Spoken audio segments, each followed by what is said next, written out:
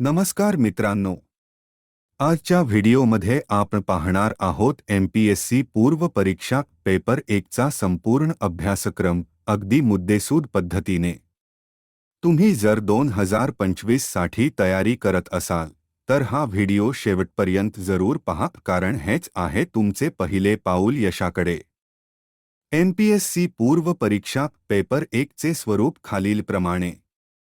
प्रश्न संख्या 100, गुण 200, कालावधी 2 तास, प्रकार वस्तुनिष्ठ बहुपर्यायी प्रश्न, निगेटिव्ह मार्किंग प्रत्येक चुकीच्या उत्तरासाठी पाव गुण वजा 1, चालू घडामोडी करंट अफेअर, राज्य, राष्ट्रीय आणि आंतरराष्ट्रीय स्तरावरील महत्त्वाच्या घटना, सरकारच्या नवीन योजना, समित्या, अहवाल, क्रीडा, पुरस्कार, दिनविशेष, चालू घडामोडी दररोज अपडेट ठेवा।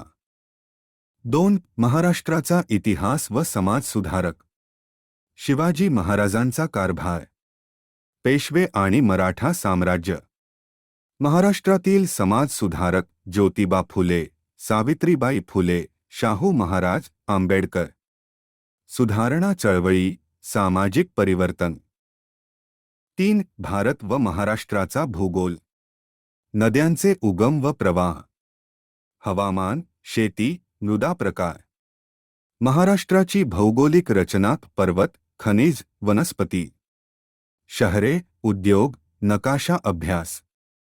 4, राज्यघटना व राजकारण, भारतीय राज्यघटनेचा इतिहास, मूलभूत अधिकार व कर्तव्ये, केंद्र व राज्यातील कार्यपद्धती, संसद, विधिमंडळ, कार्यकारी, राज्यपाल, मुख्यमंत्री यांची भूमिका।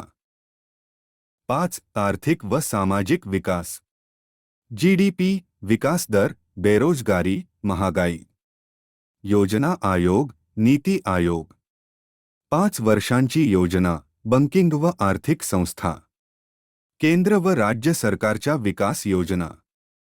6, पर्यावरण व परिस्थितिकी, पर्यावरणीय चळवळी, प्रदूषण, हवामान बदल, जैवविविधता, निसर्ग संवर्धन कायदे, राष्ट्रीय उद्याने, वन्यजीव। 7, विज्ञान व तंत्रज्ञान, अलीकडील वैज्ञानिक घडामोडी, इस्रो, DRDO, नवीन तंत्रज्ञान, इंटरनेट, डिजिटल इंडिया, AI, अभ्यासाचे स्रोत, NCERT पुस्तके 6वी ते 10वी, इतिहास, भूगोल, राज्यशास्त्र, महाराष्ट्र राज्य पाठ्यपुस्तक मंडळ। चालू घडामोडींसाठी लोकसत्ता, सकाळ, PIB, योजना मासिक, मागील वर्षांचे प्रश्नपत्रिका, PYOs, टेस्ट सिरीज आणि सराव MCQ। मित्रांनो, हा होता एमपीएससी प्रिलिम पेपर 1 चा संपूर्ण अभ्यासक्रम।